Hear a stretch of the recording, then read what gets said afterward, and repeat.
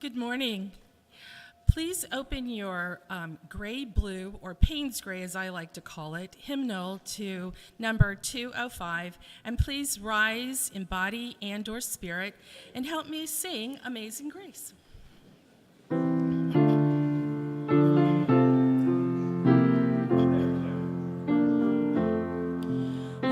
Amazing grace, how sweet the sound that saved a wretch like me. I once was lost, but now am found, was blind, but now I see. 'Twas grace that taught my heart to fear, and grace my fears relieved. How precious did that grace appear the hour I first believed. Through many dangers, toils, and snares, I have already come. 'Tis grace that brought me safe thus far, and grace will lead me home. When we've been there 10,000 years, bright shining as the sun, we've no less days to sing God's praise than when we first begun.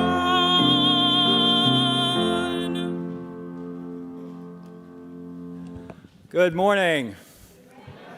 Welcome to the Unitarian Universalist Congregation of Salem, Oregon, where amazing grace flows through many religious world traditions, many of us, and it's so wonderful. You're amazing, and you're so graceful.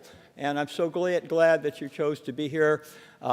It's a great day. The sun is coming out. It's a new year. I'm feeling really good about our community and what we're doing together.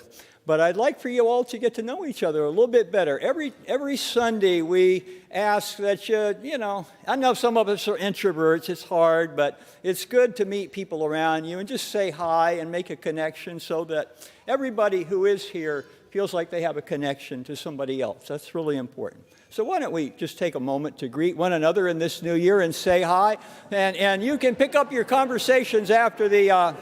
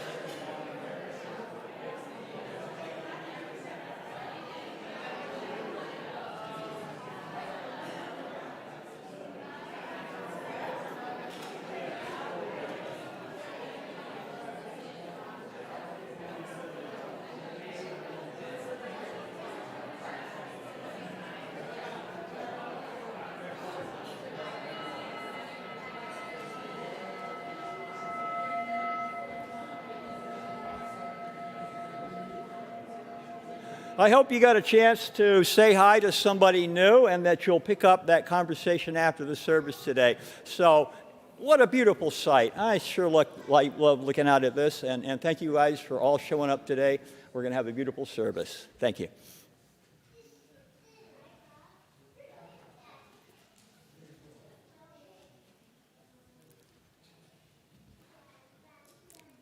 Each week, we speak aloud our affirmation. It's a reminder that each of us, member, friend, and guest, is a part of our community and the ministries of this congregation. Please join me. Love is our doctrine. Compassion is our way.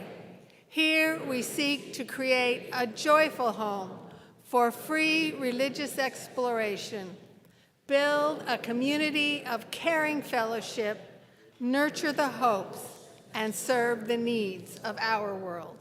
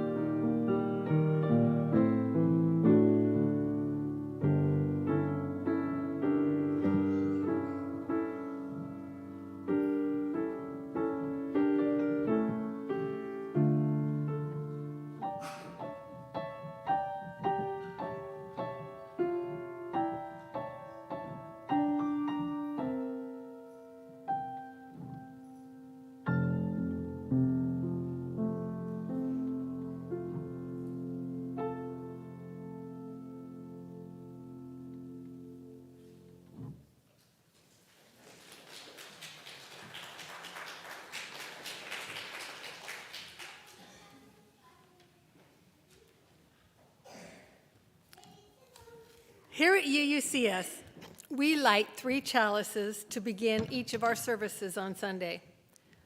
The first is for our members and friends and visitors to this congregation. The second is for our partner church in Szymanfalva, Transylvania, Romania. The third is for children and youth, both those in our RE program and throughout the world. May these chalices light our paths as we follow our dreams and hopes, seek truth, and explore our world. May we remember that, though we may travel far, their light and warmth will always be here to welcome us back into community with each other. Let's sing the flame into life.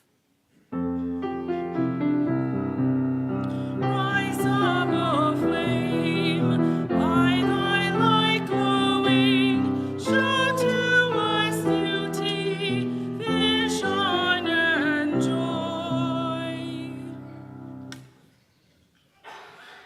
Hey, Molly, you want to help me out here? With you call the kids up, and I'll do some talking too. Do we have an extra microphone up here? Good morning. Can everybody young or young at heart please join us up front?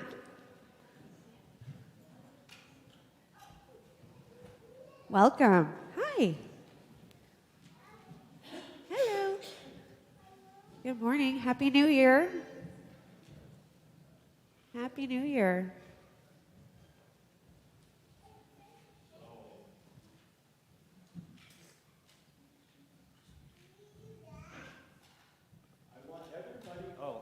We're gonna have to share this for a second.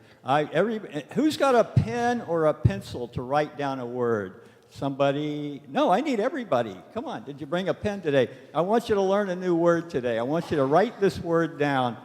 You can write it on your order of service if you want. The word is M-U-D-I-T-A. Mudita. How many people know what that word means? Just one person. So you're going to learn a new word today. I want you to write it down because I think it's such an important word that we want to learn it and keep it in our hearts. So Molly and I were watching the fellowship hour one Sunday. And what did we see? We saw a long line, right, Molly? We see a long line of people waiting to get their coffee and everything. And some of you are, maybe you're on walkers and your back is hurt and it's getting kind of hard and there's this long line there for the coffee. And we started thinking about it. Molly and I did. Molly, have you ever waited tables anywhere? I was counting all the restaurants where I used to wait tables and I lost track. How many of you have waited tables at a restaurant somewhere and know what that's all about? Look at all the people. And it's a good thing. I enjoyed it. The only thing I didn't like about waiting tables is the paying part. You had to, get money from people. It was just fun to give people food and to serve them.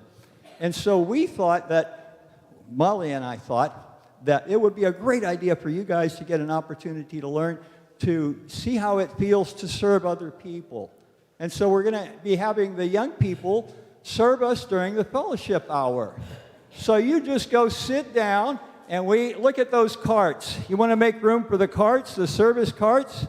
So make a little extra room there in the aisle so we can come on through.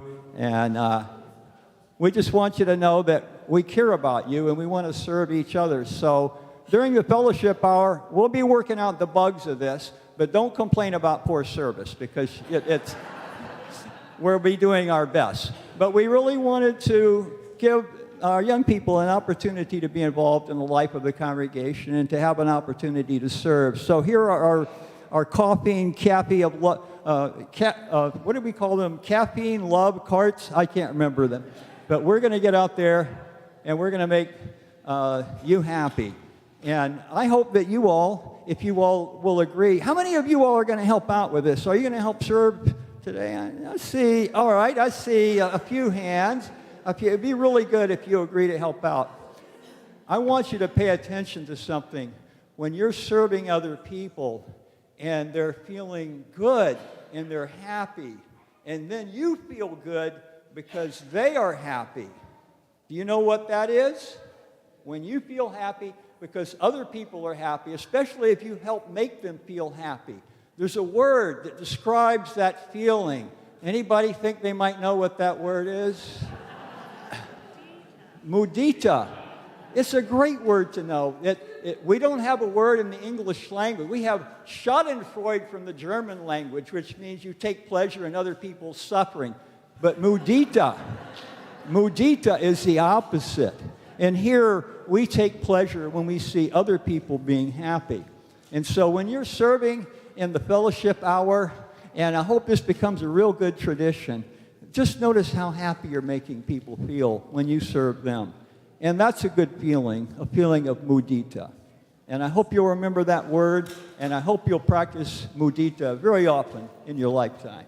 And thank you, Molly, for organizing this. Do you have any?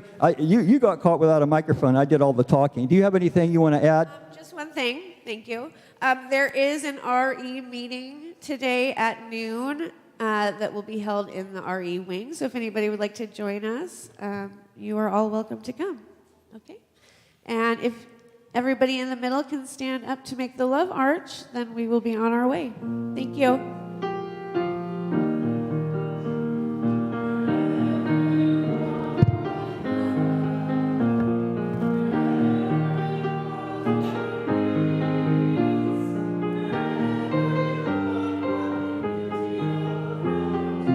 Our hearts go with you. Wherever you walk, walk in love.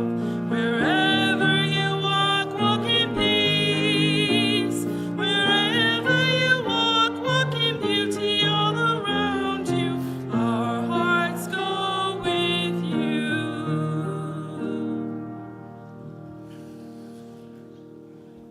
Mudita.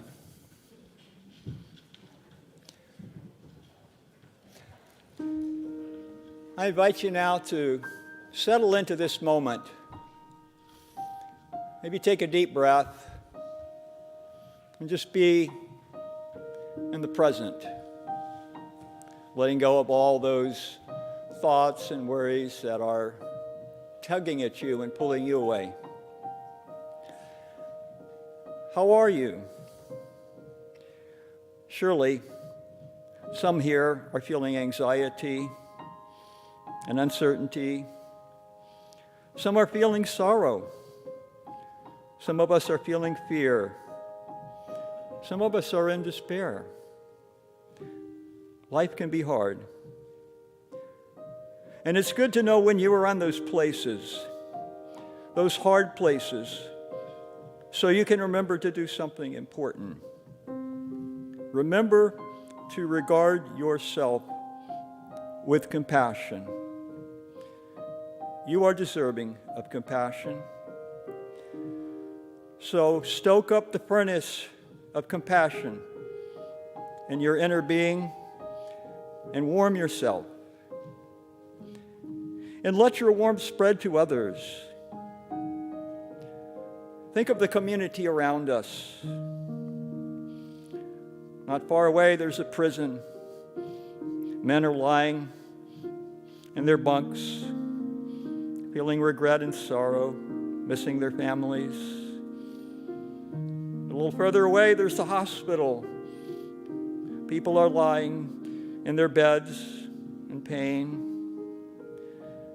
All around, there are homes where children know fear instead of love. And so we come here to stoke the furnaces of our compassion. We bring in the oxygen of awareness of the hurting.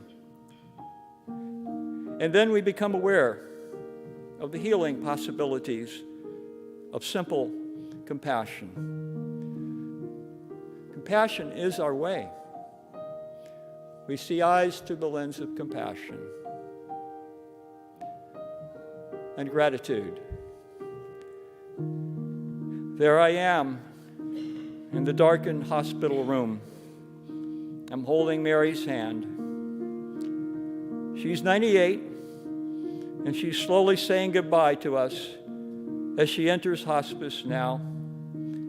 And the end will be soon. We have planned for this time, Mary and I. for several years now, and she is ready. And I look out the window at the beauty of the setting sun, and I say, what a wonderful world. And she says, I want you to play that song by Louis Armstrong, What a Wonderful World. And someday soon we will play it here when we celebrate Mary's life, and our hearts will be full of gratitude for how she helped make it a wonderful life for so many. Let us remember to cherish each day we live in this wonderful world. May it be so.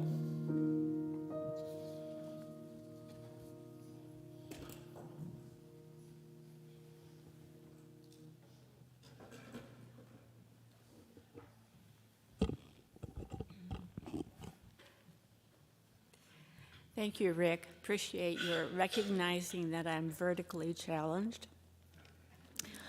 I'm Lorna Youngs with Lifelines Lay Ministry, and we are lay people in the church who are helping the minister with those who have a little extra need of care or concerns or a little help.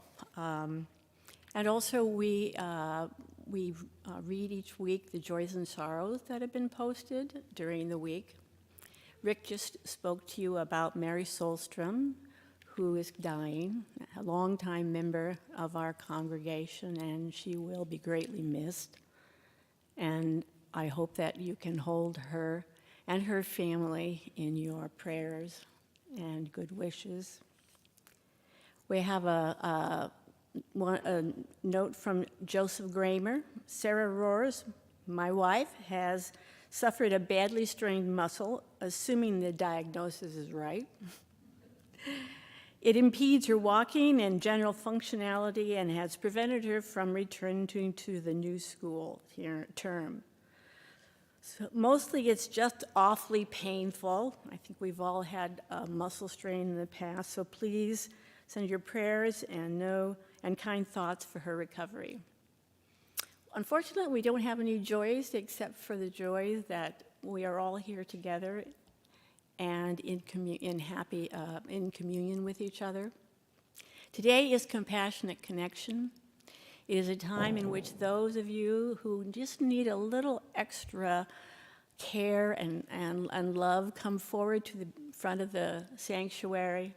A group of us from Lifelines gather around you. You tell us what is on your mind, and we provide a ritual of compassion and connection. So please, those of you who are in need, come forward at the end of the service. And with that, we light one last candle for all the joys and concerns that have gone unspoken today. Thank you very much.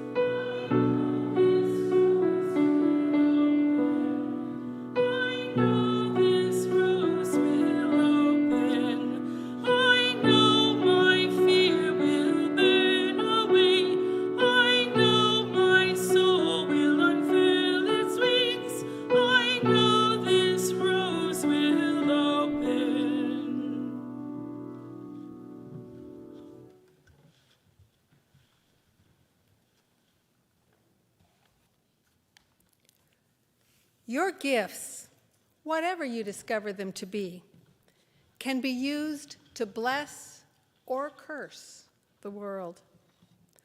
The mind's power, the strength of the hands, the reaches of the heart, the gift of speaking, listening, imagining, seeing, waiting, any of these can serve to feed the hungry, bind up wounds, Welcome the stranger.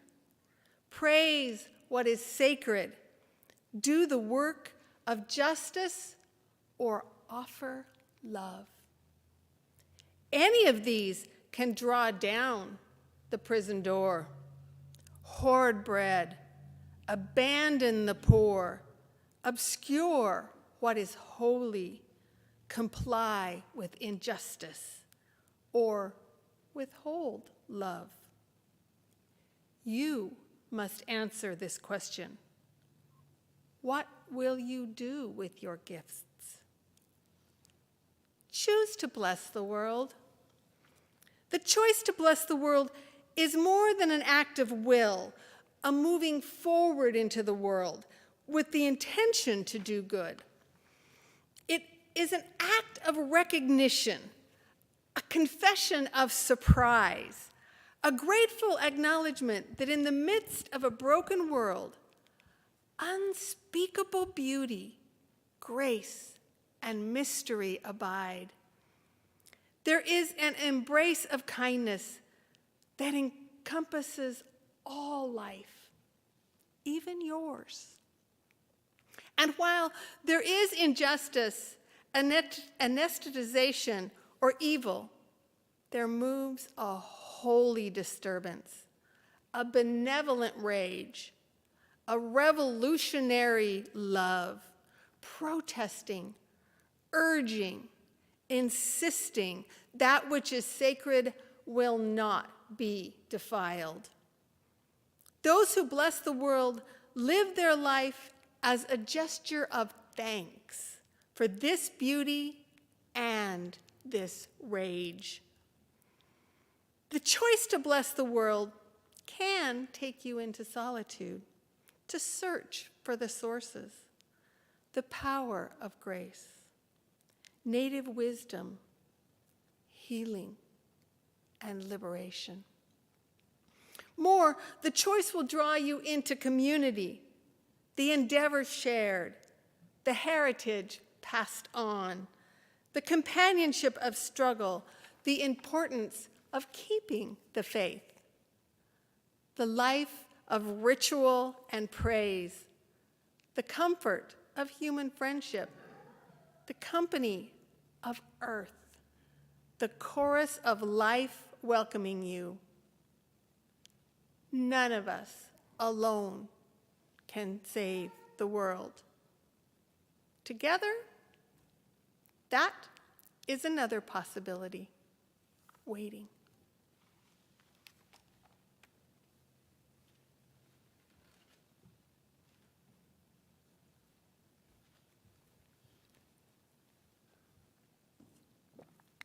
Thank you, Janet. And thank you, Greg, for the wonderful music earlier on. That was lovely. We appreciate your sharing it. Just to give you a sense of a frame of reference, a historical frame of reference, let's go back 100 years. This is the year 1919. That year was a very hard one for the Irish poet William Butler Yeats, and for many other people too. His pregnant wife had just had a very close brush with death during the flu epidemic that was sweeping the world, claimed 50 million lives. Meanwhile, thousands of young bodies were still being pulled from the blood-drenched trenches from the senseless carnage of World War I. Also fresh in the poet's mind, the Irish poet's mind, was the Irish uprising of 1916, which had been brutally repressed by the British. Not to mention that in 1917, over in Russia, Bolshevik revolutionaries had recently stood the Tsar and his entire family up for, they said, photos, but no, it was a firing squad, and they shot them all. Disturbing forces were loose in the world in 1919. As Yeats surveyed the world scene, one of his best-known poems, The Second Coming, began to take shape in his mind. And it begins, turning and turning in the widening gyre. The falcon cannot hear the falconer. Things fall apart. The center cannot hold.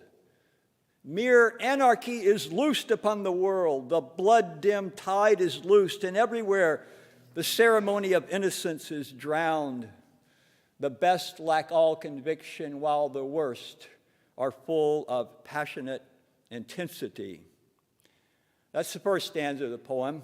And there's some symbolism to unpack in the first stanza, and we'll do that maybe in a few minutes. But the first time you even read or hear this poem, you get a pretty good sense of what Yeats was saying, namely that the social order is falling apart, pulled apart by the worst elements who blast away at common ground with a fire hose of toxic rhetoric and destructive actions.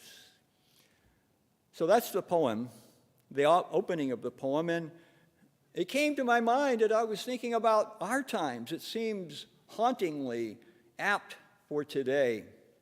Polarizing forces are like divisiveness on steroids, thanks to the internet, are pulling us apart. Surveys show that Americans in both major parties more and more are beginning to say, you know, violence is a good way to solve political disputes. And the same dynamic is afoot in other Western democracies. Meanwhile, authoritarian regimes are beginning to wobble on their own foundations. It's a really unusual time. A lot's going on.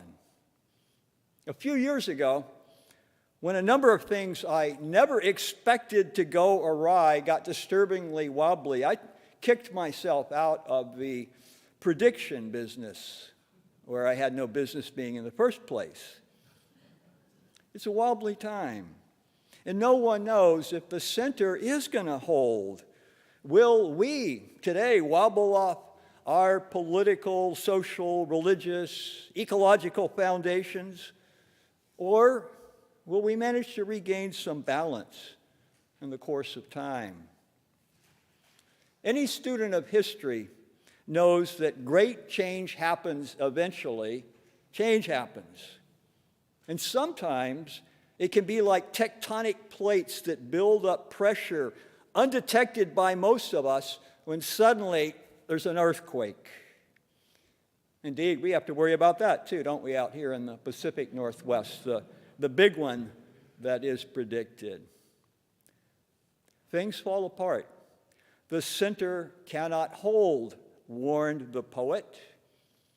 But what does he mean by the center that's not holding? Yeats was a mystic, and for him, the falconer symbolized the creator, the spiritual force at the center of life, and the soaring falcon symbolizes the individual, you and me. In Yeats' time and in our own, there's a reason that the center cannot hold, and it's because too many in ever-widening gyres soar far out of sight and sound of the core spiritual, humanitarian, political, social values that ground us, that provide common ground for us to live on the same turf. The falconer-falcon metaphor, it's a metaphor, and it's apt whether you believe in a creator or not, because a grounding center that holds us together can be envisioned from many different theological and philosophical angles. Depending upon your culture and your religious tradition and your unique circumstances, the center can be conceived differently. There are many helpful perspectives on the truth, the wisdom that lies at the heart of life, and there are many paths that lead into the center that holds us all together.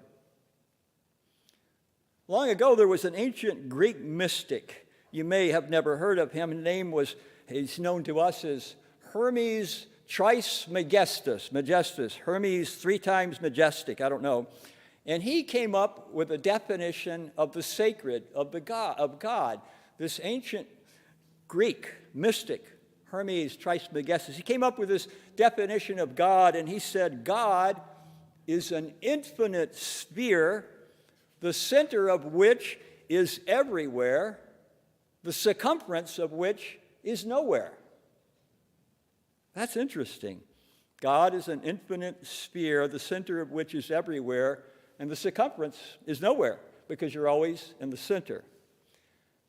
Later on, Christian theologians, they read this and they said, only somebody who is predicting the coming of Christianity could have said such a wise thing. And so they liked it and they adopted this. They took this definition of God and being an infinite sphere, the center of which is everywhere, the circumference of which is nowhere. And so this led to Christians thinking about spiritual practices like centering prayer. It's a contemplative practice. If God is in the center, you go to the center to find the God that you worship. And such practices enabled the medieval mystic Hildegard of Bingen to go very deep into the center. And from there, she joyfully proclaimed to the rest of us.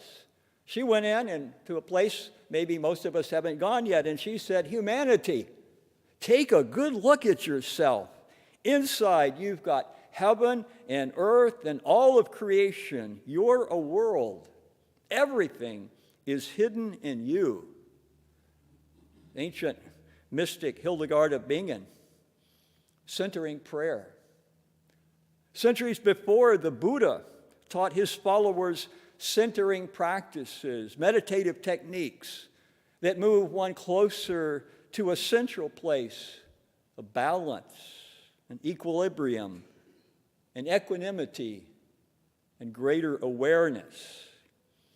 And you center yourself in the present moment, letting go of all that distracts the mind. And if you do it often enough, the clouds of ignorance will eventually be dispelled, and you'll experience a luminous awareness at the center. And those who have gone there and completed the journey say that there is joy and bliss and freedom. It's indescribably wondrous. There's something wonderful inside of us. So says Hildegard of Bingen and the Buddha. Other testimonials are out there too. I'm especially drawn to the testimonials of the sages who composed the ancient Hindu text known as the Upanishads. The Upanishads. Regarding the Upanishads, the 19th century German philosopher Schopenhauer, he wrote, "In the whole world, there is no study so beneficial and so elevating as that of the Upanishads. It has been the solace of my life. It will be the solace of my death."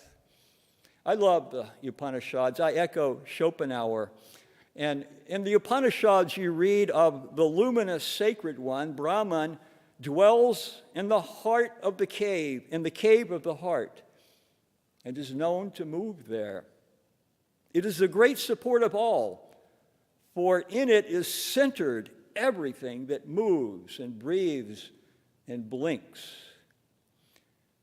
And the Hindu sages say that awareness of this sacred presence in the center of your being is known as Satchitananda. It's a supremely blissful experience of pure consciousness, unity, and ultimate reality.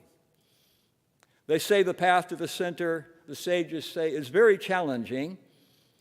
You have to live a life of moral virtue. You have to practice yogic disciplines. Sharp like a razor's edge is the path, the sages say, difficult to traverse. That line comes from the Upanishads too. But I find that to be a wonderful spiritual sustenance for me, reading those scriptures. It reminds me that there is something inside, a center. It can be challenging to keep the sacred or your highest values at the center of your life. And that's why Muslims make it a practice to pray they pause 5 times a day, and they bow and pray and make Allah the center of their awareness. I remember when I went over to the mosque after the terrible massacre in New Zealand, and I was watching the Muslims come in and worship, and I was so touched to see how they encountered the sacred in that place. They centered it. It was something. It was something. the practice of praying 5 times a day, not a year. Well, that's more like a UU. UUs. We pray 5 times a year. Muslims pray 5 times a day. Maybe we should move in that direction more. But Francis of Assisi was on the Crusades, and he saw the Muslims doing this, and he liked it. He tried to introduce the practice into the Christian tradition, but it never took. But all the great religious traditions, they point towards a center where there is love and joy and goodness and truth. They all have centering practices that lead us away from greed and anger and hatred and delusion, the delusions that separate us, that pull us apart from one another, that take us further away from the common good.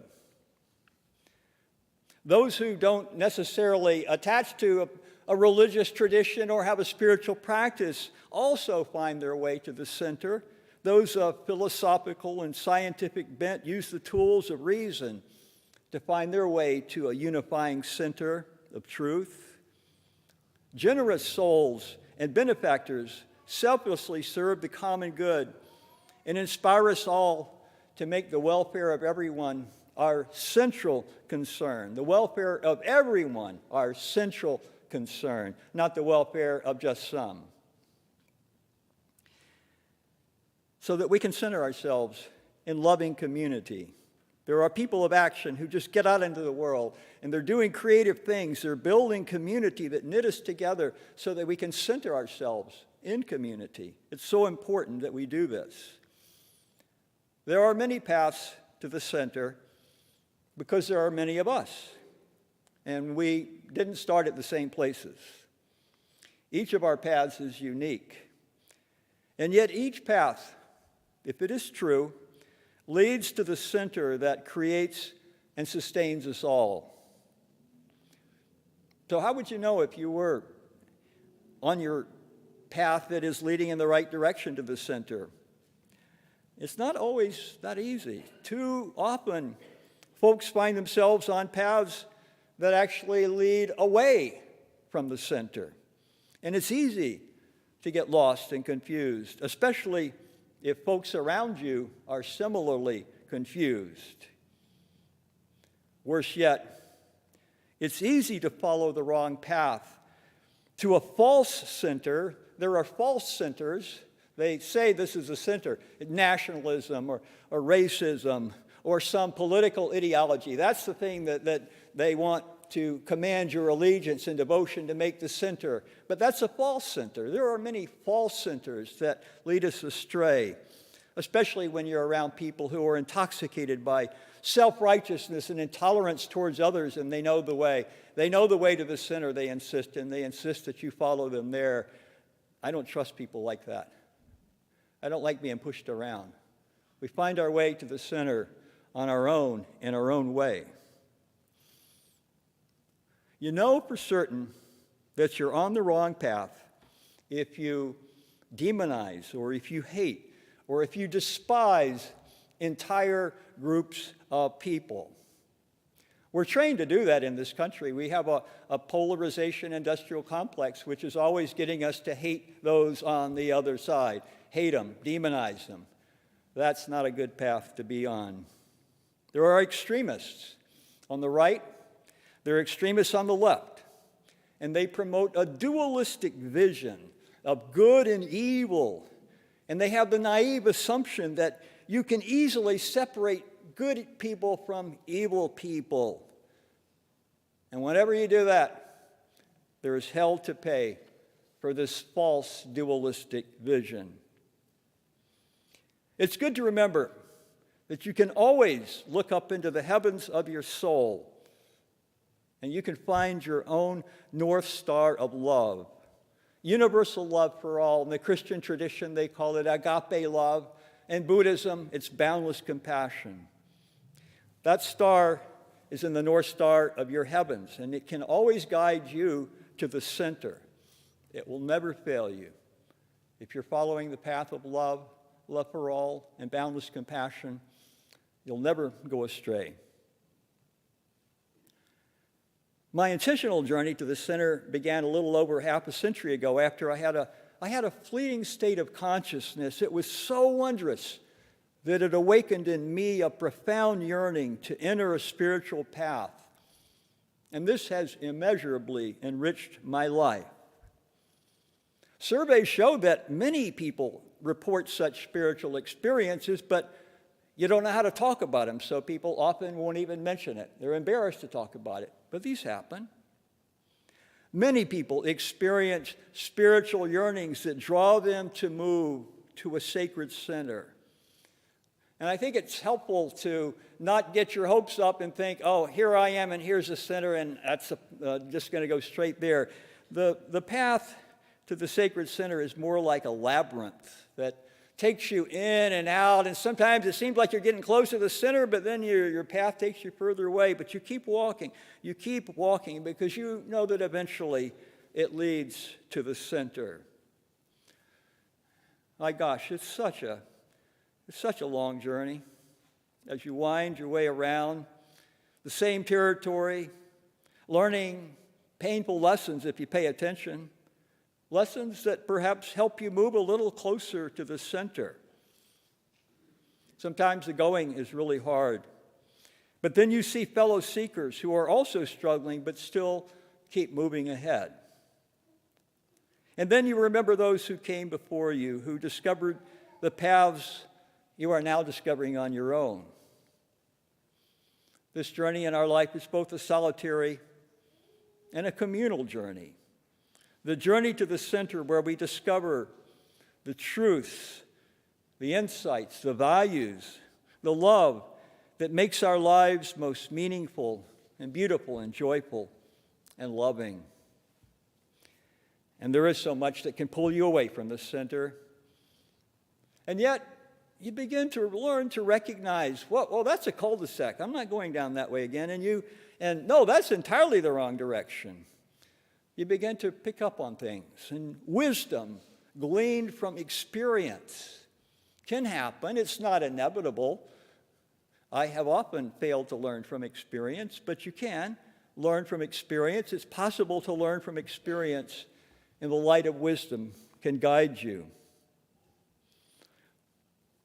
Speaking of our larger world, there is no guarantee that our common center will hold in our world because it's full of so many uncertainties.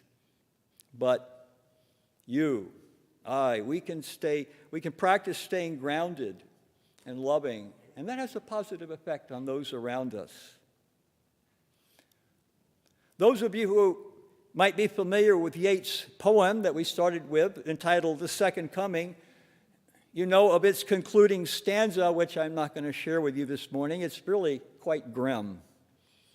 The poet seemed to foresee with eerie prescience the center would not hold in the coming decades as false messiahs, the second coming, false messiahs like Hitler and Stalin and Mao, who would promise heaven on earth but would deliver hell as tens of millions perished. It's almost like Yeats could see into the future, and he saw this coming. Is our own future as dire? I don't know. I think perhaps maybe we've learned ever so slightly how not to repeat the worst excesses of the past. I hope we have.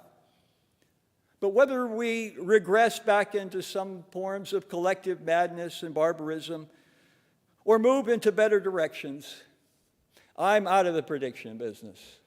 I don't know. But I do know this, that in the final analysis, no matter how much we mess it up for a time, there are some things that lie beyond our capacity to damage or destroy.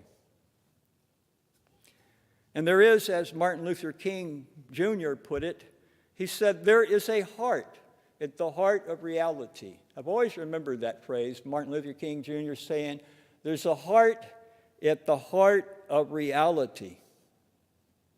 So listen closely. Listen closely to the deeper rhythms of life. Listen and hear the heartbeat of the heavens, and the child's voice, and take heart. Would you join me in a time of reflection?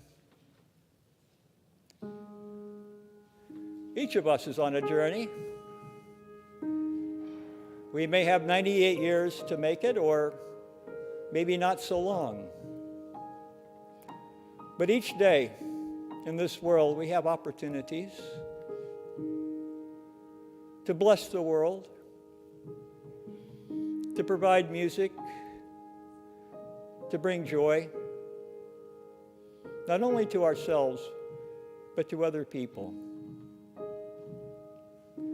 Know that your life matters. Know that you matter. Know that the things you do in this world matter so much. There's so much goodness that you can do. You have done so much goodness. And now let us continue on this path together. The path toward the center where there is love for all. Amen.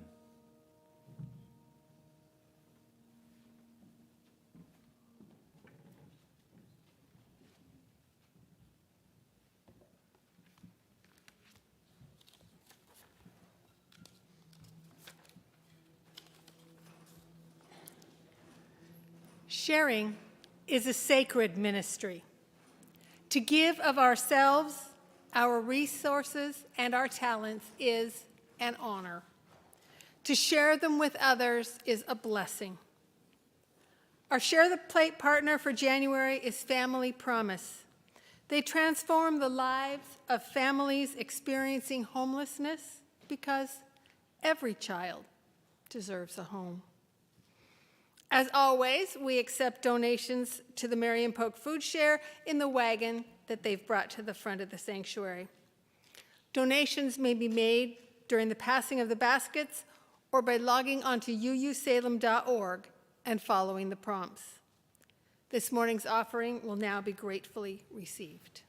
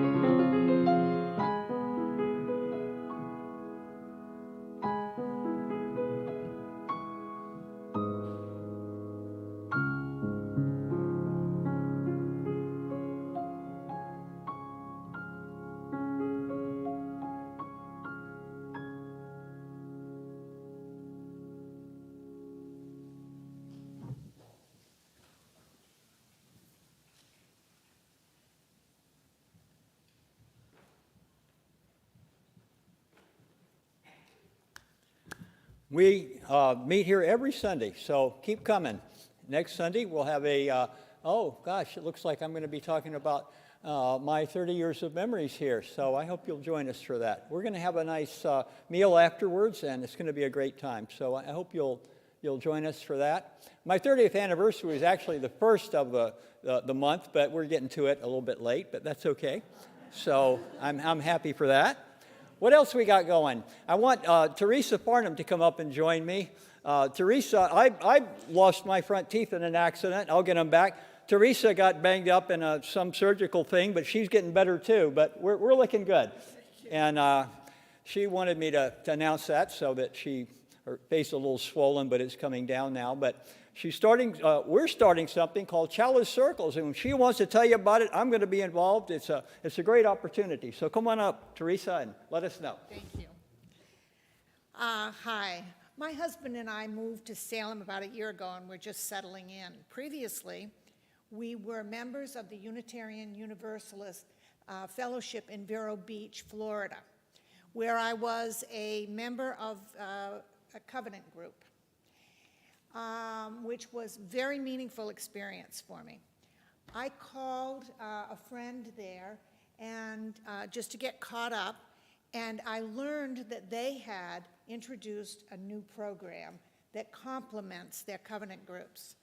It so matters. I couldn't believe it. That's the very curriculum we use in Connections.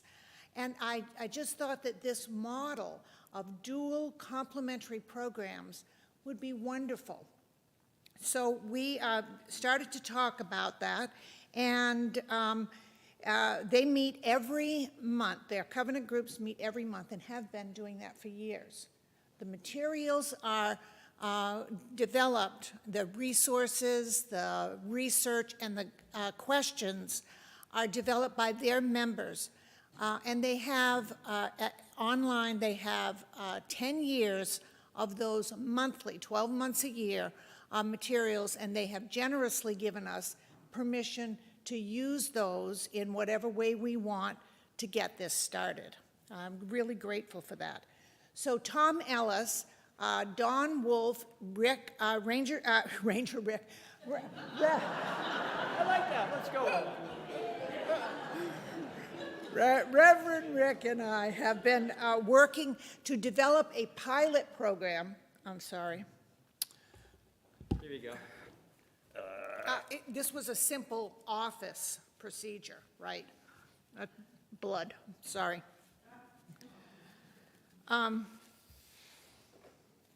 Thank you. We're always ready up here. I'm impressed.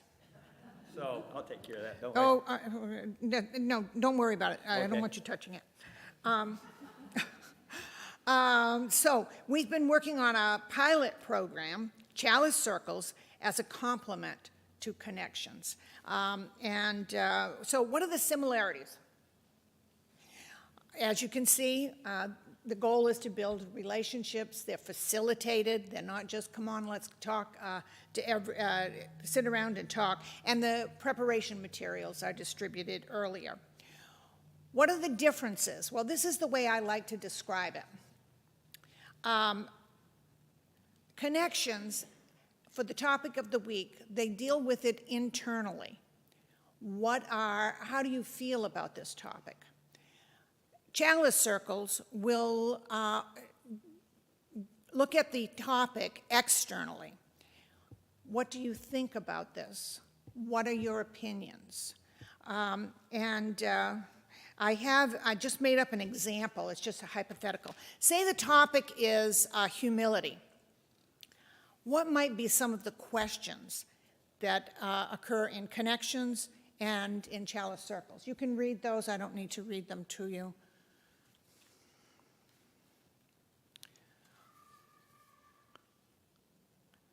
So what's next? I'm going to be in Fellowship Hall following the service, and I hope you'll stop by my table. I'm going to gather names, profile information, email and such, from people who are interested. We haven't determined what the times are that we're going to offer them, because I want to use this survey time to ensure that most people will be able to find a time. we're going to have 2 in-person sessions is our plan. And I'll follow up with you at that point.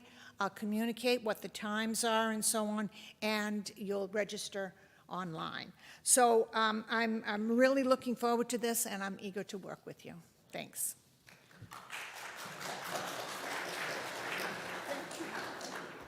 As soon as Teresa told me she wanted to do this and I understood what it was, I said, let's do it, because this creates an opportunity for us to get to know one another better in smaller groups and have great discussions. So thank you, Teresa, for being willing to do that.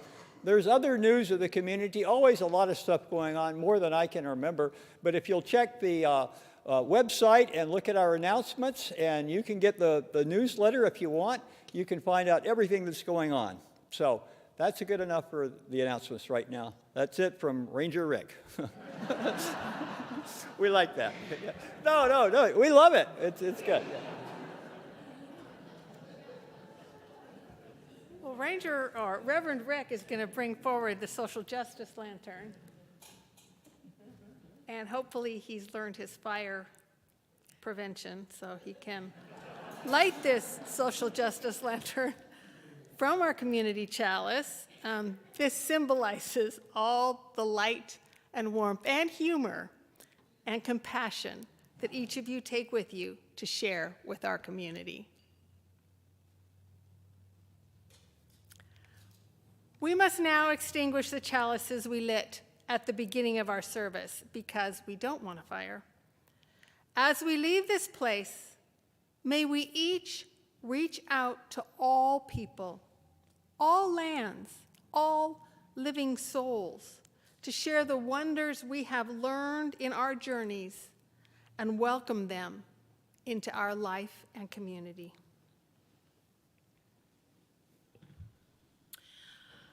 If you will please join me by standing in body and or spirit, and we're going to sing hymn 168 in the Paynes Green hymnal. One more step.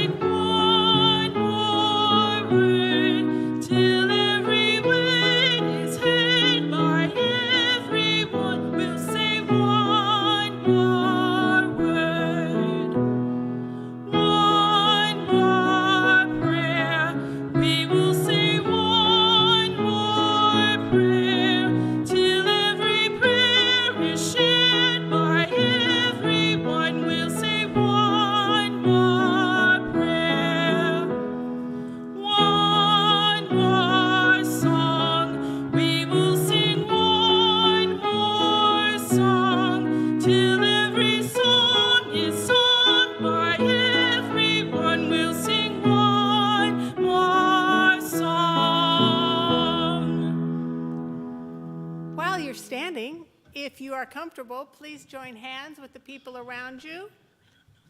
And let's together say our closing words. May faith in the spirit of life, hope for the community of earth, and love for the sacred in one another be ours now and in all the days to come.